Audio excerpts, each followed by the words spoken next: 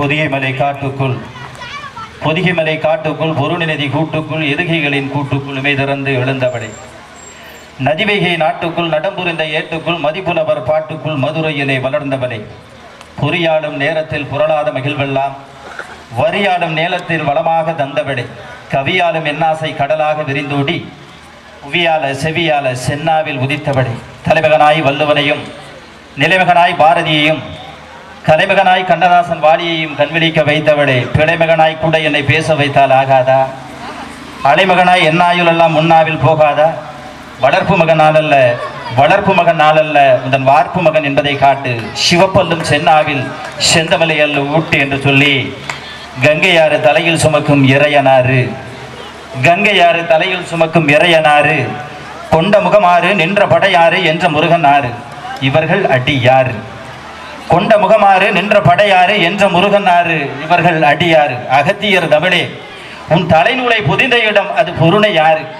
உன் தலைநூலை புதிந்த இடம் பொருணை யாரு? வளரும் முனை வளர்த்ததாறு அது வைகை யாரு? அன்று ஔவை யாரு? நேற்று பாரதி யாரு? இன்று முத்துக்குமாரு. இன்னும் எவ்வளவோ கற்றாரு உனக்கு மேலும் உற்றாரு உமை பெற்றாரு உன் காலடியில் கலக்க வரும் நானொரு சிற்றாரு. மாற்றாறு போலில்லை இவன் வெற்றாறு என்று மனதில் நினையாது உயிரெழுத்து ஈராறு மெய்யெழுத்து மூவாறு தடையின்றி என்னாவில் வருமாறு தாயே நீ என்னாலும் பரிமாறு என்று தாயாம் தமிழுக்கு தலைவணக்கத்தை செலுத்தி முடசல் ஓடை அற்புதமான முக்கொம்பிலே உருவாகிற இந்த கொள்ளிடம் ஆறு கடலில் முடையும். இப்போதான் ஆரம்பத்தி சொன்னேன்.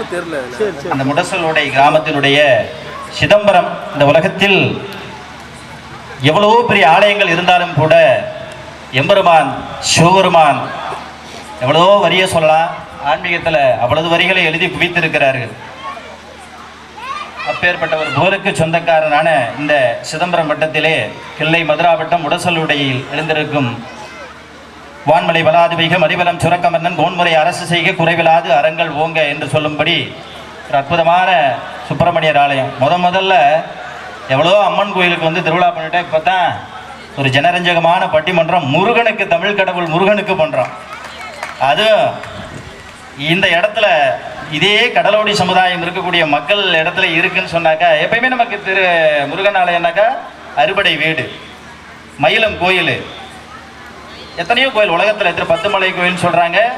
கடல் கடந்து இருக்கக்கூடிய இடம்லாம் சொல்கிறாங்க. இந்த இடத்துல இருக்கிறது ஒரு மிகப்பெரிய சிறப்பு. அந்த இடத்துல இன்னைக்கு திரை பிரபலங்கள் ஒருத்தன் உலகத்தில் பெரிய ஆள் ஆகணும்னா இன்னைக்கு மணிக்கணக்கில் படித்து